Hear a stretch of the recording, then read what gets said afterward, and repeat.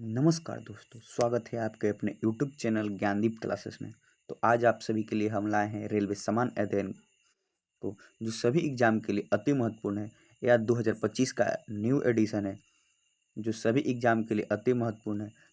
आप सबको इस YouTube channel per day railway समान अध्ययन का एक चैप्टर देखने को मिलता है।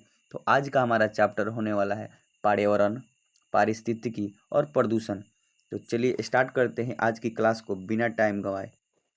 तो चलिए दोस्तों शुरू करते हैं। फर्स्ट चैप्टर हमारा होगा पर्यावरण। पृथ्वी पर पाए जाने वाले भूमि, जल, वायु, पेड़ पौधे और जीव जंतु का एक समूह हमारे चारों ओर रहता है, जो कहलाता है पर्यावरण। प्रथम अंतर्राष्ट्रीय पर्यावरण सम्मेलन कब हुआ था? 5 जून 1972 ईस्वी को स्टॉकहोम में। प्रथम विश्व पर्यावरण दिवस 1973 ईस्वी को हुआ था। पर्यावरण दिवस कब मनाया जाता है? 5 जून को। विश्व पर्यावरण दिवस 5 जून को मनाया जाता है। चलिए आगे देखते हैं। ओजोन परत के संरक्षण से संबंधित मॉन्ट्रियल सम्मेलन कब हुआ था? 16 सितंबर 1987 ईस्वी को। विश्व ओजोन संरक्षण दिवस कब मनाया जाता है? 16 सितंबर को। मॉन्ट्रियल है कनाडा का एक शहर। ओजोन की मात्रा में कमी का मुख्य कारण क्या है? क्लोरोफ्लोरोकार्बन। ओजोन परत को नष्ट करता है CFC। प्रथम पृथ्वी सम्मेलन आयोजित हुआ था 1992 ईस्वी में ब्राजील के रियो डी जेनेरिया में। तो चलिए दोस्तों आगे देखते हैं हम लोग। पृथ्वी दिवस कब मनाया जाता है? 22 अप्रैल को। क्वेश्चन बहुत बार एग्जाम में देखने को मिल चुका है। पृथ्वी दिवस कब मनाया जाता है? 22 अप्रैल को। क्योटो जापान सम्मेलन कब हुआ था? 1997 ईस्वी में। क्योटो प्रोटोकॉल प्रभावी हुआ कब? 2005 ईस्वी में। क्योटो सम्मेलन संबंधित है वातावरण से कार्बन डाइऑक्साइड उत्सर्जन से संबंधित है। विश्व का गर्म होना, पृथ्वी और औसत तापमान बढ़ना क्या कहलाता है? Global warming. पृथ्वी का औसत तापमान कितना होता है? 15 डिग्री सेल्सियस या 59 डिग्री फ़ारेनहाइट। चलिए दोस्तों आगे देखते हैं हम लोग। वायुमंडल की वार्षिक तापमान वृद्धि क्या कहलाता है? हरित गृह प्रभाव, green house effect. Green house gas कौन कौन से? जलवाष्प, कार्बन डाइऑक्साइड, मीथेन तथा नाइट्रस ऑक्साइड है। हरित गृह प्रभाव हेतु सर्वाधिक उत्तरदायी गैस कौन सा है? कार्बन डाइऑक्साइड, जिसका सूत्र होता है CO2। चलिए दोस्तों आगे देखते हैं हम लोग। सर्वप्रथम ग्रीन हाउस गैस की संकल्पना किसने की थी? जोसेफ पेरियर ने 1824 ईस्वी में। पर्यावरण एवं वन मंत्रालय का गठन कब हुआ था? 1985 ईस्वी में। भारत सरकार ने पर्यावरण संरक्षण अधिनियम कब लागू किया था? 1986 ईस्वी में। यह क्वेश्चन बहुत बार एग्जाम में देखने को मिल चुका है। भारत सरकार ने पर्यावरण संरक्षण अधिनियम कब आया था? 1986 ईस्वी में लागू हुआ था। विश्व पर्यावरण संरक्षण दिवस कब मनाया जाता है? 26 नवंबर को। यह भी क्वेश्चन बहुत VVI है। विश्व पर्यावरण दिवस कब मनाया जाता है? 26 नवंबर को। पर्यावरण संरक्षण के लिए काम करने वाली अंतर्राष्ट्रीय एजेंसी कौन सा है? ग्रीन पीस एजेंसी एम्स्टर्डम में स्थित है। अंतर्राष्ट्रीय पर्यावरण अनुसंधान केंद्र कहाँ स्थित है? नागपुर में स्थित है। अंतर्राष्ट्रीय वन नीति कब आया था? 1988 ईस्वी में आया था। राष्ट्रीय जल नीति की घोषणा कब की गई थी? 2002 ईस्वी में। राष्ट्रीय पर्यावरण नीति की घोषणा कब हुई थी? 2004 ईस्वी में। राष्ट्रीय हरित प्राधिकरण की स्थापना कब हुई थी? 2010 ईस्वी में। विश्व आर्द्र भूमि दिवस कब मनाया जाता है? 2 फरवरी को। जितने भी क्वेश्चन है बहुत VVI है दोस्तों। विश्व वन दिवस कब मनाया जाता है? 21 मार्च को। तो चलिए आगे देखते हैं हम लोग। जैव विविधता दिवस कब मनाया जाता है? 22 मई को। यह भी क्वेश्चन बहुत VVI है, बहुत बार एग्जाम में देखने को मिल चुका है। रेड डाटा बुक कौन जारी करता है? IUCN। रेड डाटा बुक किससे संबंधित है? विलुप्त या संकटग्रस्त जीवों से। IUCN का मुख्यालय ग्लैंड जो स्विट्जरलैंड में स्थित है। जैव विविधता संरक्षण अधिनियम कब लागू हुआ था? 2002 ईस्वी में। तो चलिए दोस्तों आगे देखते हैं हम लोग। तो आज का हमारा दूसरा चैप्टर होने वाला है प्रदूषण। तो चलिए देखते हैं हम लोग। वायु, जल या भूमि के अनचाहे परिवर्तन जो मनुष्य एवं जीवधारियों के लिए हानिकारक हो कहलाता है प्रदूषण। मानव जनित पर्यावरण प्रदूषण क्या कहलाता है? एंथ्रोपोजेनिक या परजैविक। जैव विघटित प्रदूषण कौन सा है? वाहित मल। कल कारखानों से निकलने वाले प्रदूषण को वाहित मल कहते हैं। वायु प्रदूषक सीमा से प्रभावित अंग कौन सा है? उदर। वायु प्रदूषण से कौन सा अंग प्रभावित होता है? उदर। चलिए दोस्तों आगे देखते हैं। तंत्रिका तंत्र संबंधित रोग किससे होता है? शीशा से। क्वेश्चन आएगा शीशा से होने वाला रोग कौन सा है? तंत्रिका तंत्र संबंधित। एस्बेस्टोस धूल से प्रवाहित अंग है कौन? फेफड़ा। पारा प्रभावित किसको करता है? मस्तिष्क को। पारा से प्रभावित होने वाला अंग कौन सा है? मस्तिष्क। वायु प्रदूषक कार्बन डाइऑक्साइड प्रवाहित करता है किसको? रक्त धाराओं को।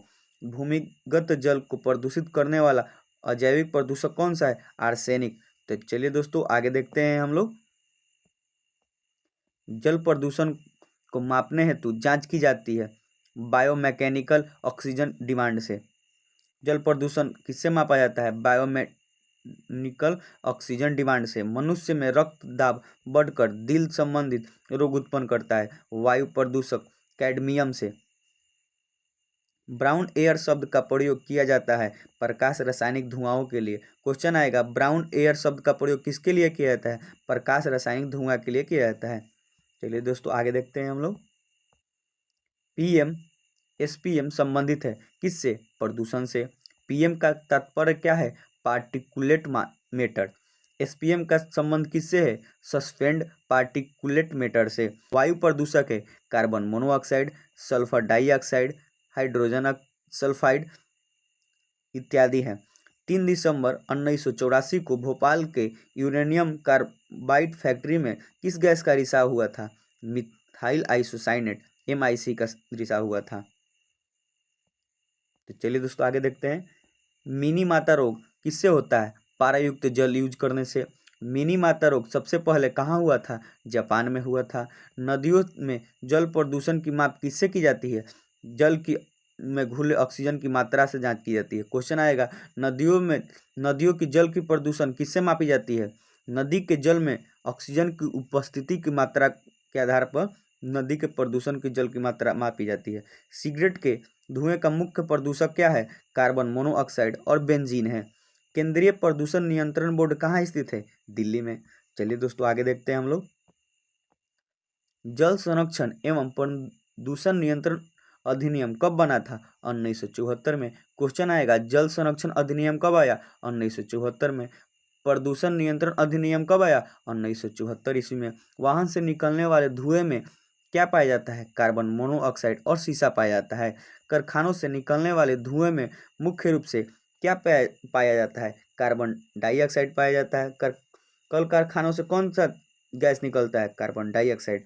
अम्ल वर्षा मिश्रण होता है सल्फर डाइऑक्साइड का जिसका सूत्र होता है SO2, नाइट्रोजन ऑक्साइड का जिसका सूत्र होता है NO।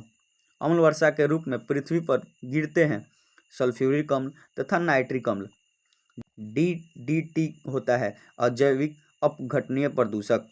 संगमरमर से निर्मित ऐतिहासिक इमारतों को हानि पहुंचाता है सल्फर डाइऑक्साइड। चलिए दोस्तों आगे देखते हैं हम लोग। ग्रीन मफलर संबंधित किससे है? ध्वनि प्रदूषण से। क्वेश्चन आएगा ग्रीन मफलर किससे संबंधित है? ध्वनि प्रदूषण से। चावल की खेती से निकलने वाला प्रदूषक कौन सा है? मीथेन गैस जिसका सूत्र होता है CH4। चलिए दोस्तों आगे देखते हैं हम लोग। अब हमारा चैप्टर होगा पारिस्थितिकी। जीवधारियों तथा उनके वातावरण के पारस्परिक संबंध का अध्ययन क्या कहलाता है? पारिस्थितिकी तंत्र जिसको इकोलॉजी कहा जाता है। इकोलॉजी शब्द का प्रयोग अर्नेस्ट हैकल ने 1866 ईस्वी में किया था। चलिए दोस्तों आगे देखते हैं हम लोग। सर्वाधिक अस्थायी पारिस्थितिकी कौन सा है? महासागर। रचना एवं कार्य की दृष्टि से विभिन्न जीवों और वातावरण की मिलीजुली इकाई क्या कहलाता है? पारिस्थितिकी तंत्र जिसको इकोसिस्टम कहते हैं।